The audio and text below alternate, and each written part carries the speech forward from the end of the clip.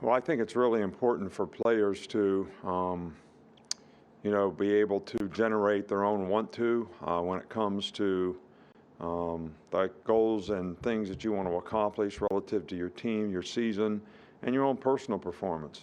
Um, and I think you got to sustain that every day. And I know that's difficult, but that's something that's a challenge to each and every one of the players on our team.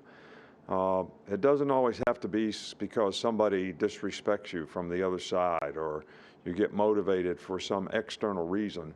It really should be all about internally what you want to accomplish, what you want to do.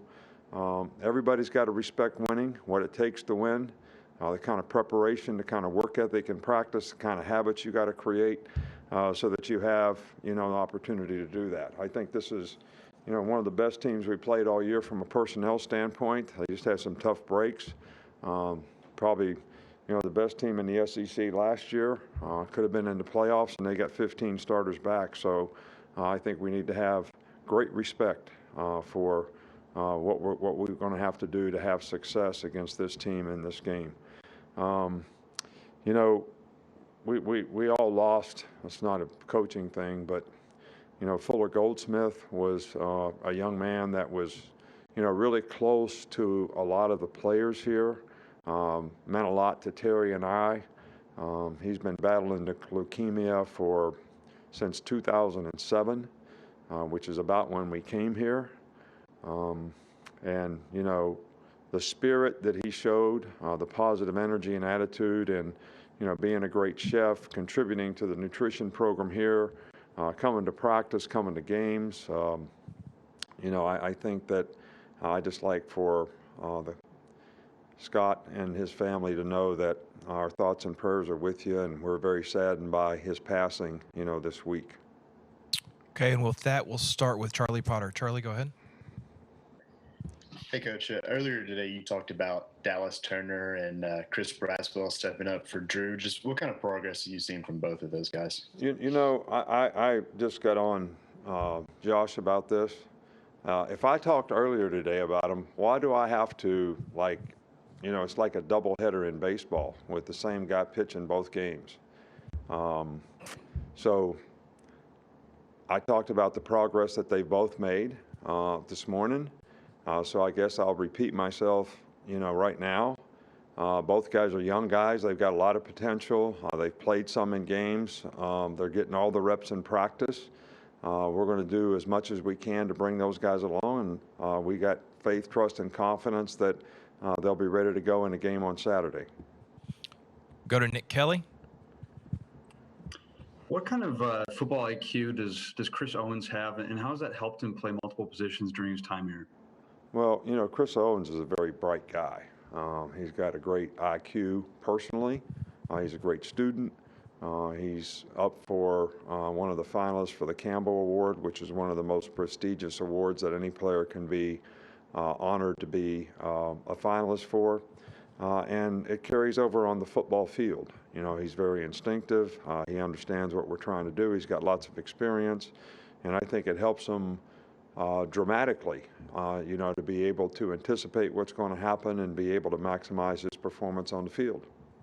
Okay, right now we've only got one more. Michael, go ahead. Yeah, what kind of things do you guys do to help a center when shotgun snaps are sometimes missing the target? Is it kind of like the kicking comparison with the golf swing? Well, I think that, you just got to keep working it, and the guy's got to have a feel for it and a rhythm for it. And it's how hard it is, it's how high it is, it's how sideways it gets. Sometimes those issues come when a guy's blocking in a certain direction. So, you just got to really stay focused. It's like putting, you got to really stay focused on, exactly what you're doing.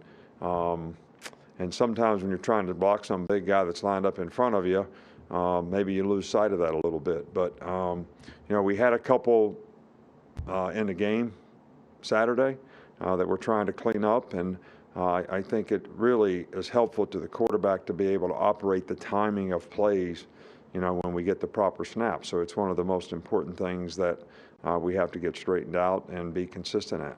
We do have a couple more here. We'll go to Tony.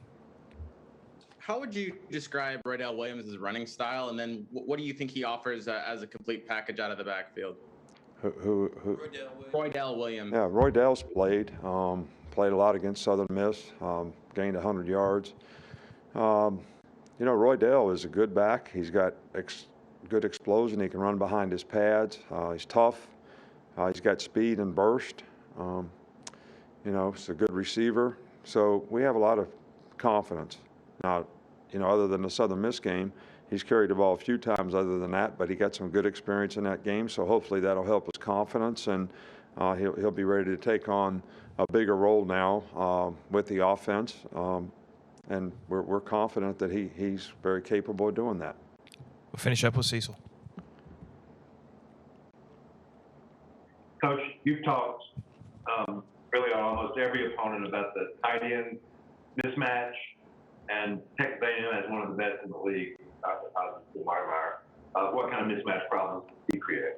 Well, he is a very good player. You know, he's a big body that's very athletic. Can drop his weight and get out of a break, so it makes him difficult to cover because of his size and athleticism. And we certainly had a difficult time with him last year. I mean, he was responsible for several third down conversions where we just couldn't get him covered. So, you know, hopefully we'll do a little better job this year. Excuse me. And I think that they do a really good job of utilizing him in his offense. So, you know, we need to know where he is at all times. There's no doubt about that.